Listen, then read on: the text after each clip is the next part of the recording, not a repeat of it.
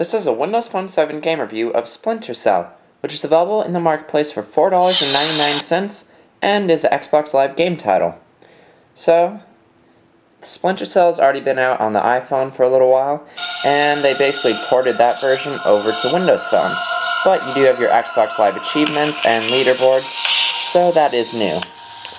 So anyways, it's actually a pretty cool game. Oops. It supports manual multitasking, so you can turn off the screen, you can navigate away, and jump right back. And it's surprisingly really fun.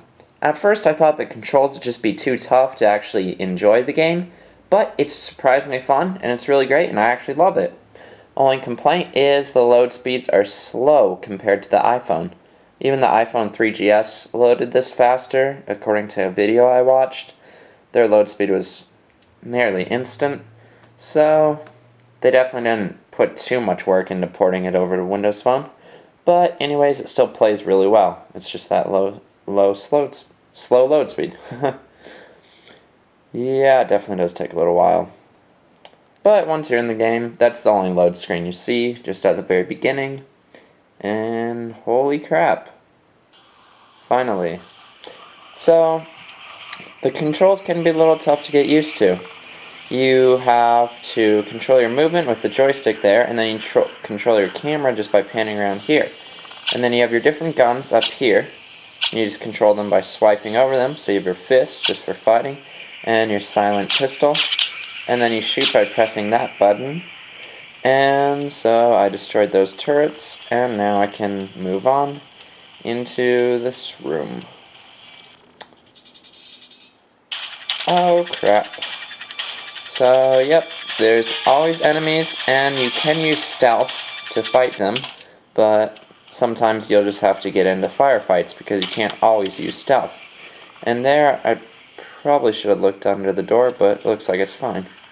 So you can actually look under doors, and you can do practically everything that the full version of the game has, so it's really cool.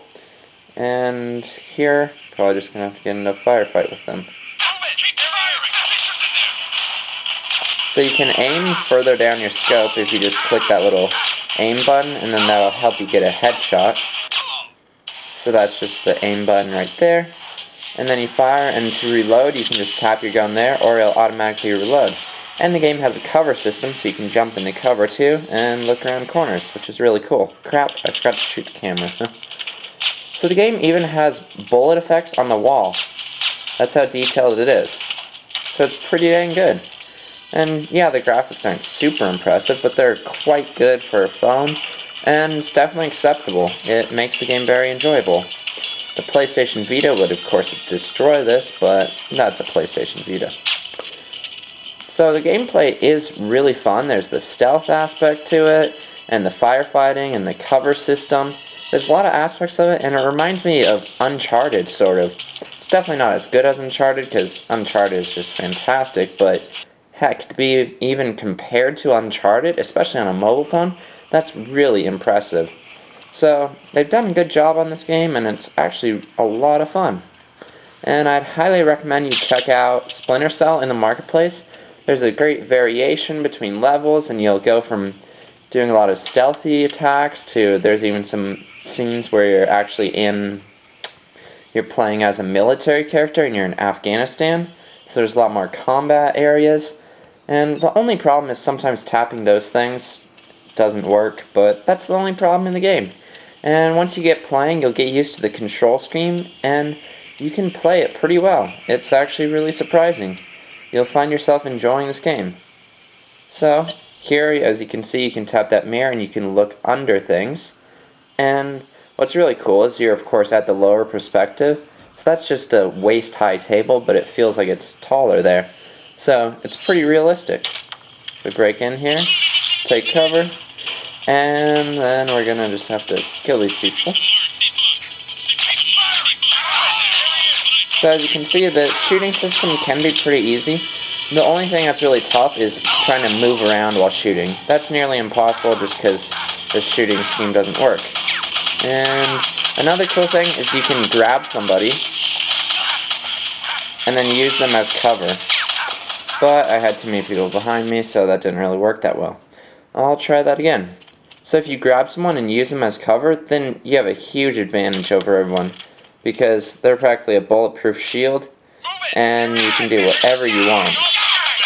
So let's get this guy. So now I basically have a bulletproof shield in front of me, and no one can even hurt me. It's kind of almost too easy.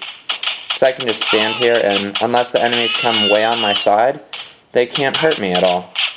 Like, some of those on my side can hurt me, but yeah, it's a great bulletproof vest, practically. And it's another aspect of gameplay that makes the game pretty exciting. And then you can, of course, drop them and kill them. And you can melee fight people, kick them. You can sneak up behind people and kill them like that. And, oops. So I can just shoot that guy. So it's a really fun game and pretty great graphics.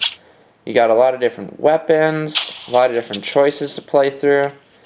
It's a lot of fun, a lot of lasting value. I've been playing it for about 3.5 hours now, and I'm still not done with it. And then you can replay, because at the end of each level you get ranked on how well you did. So there's so much to the game, and I highly recommend you check out Splinter Cell in the marketplace for $4.99.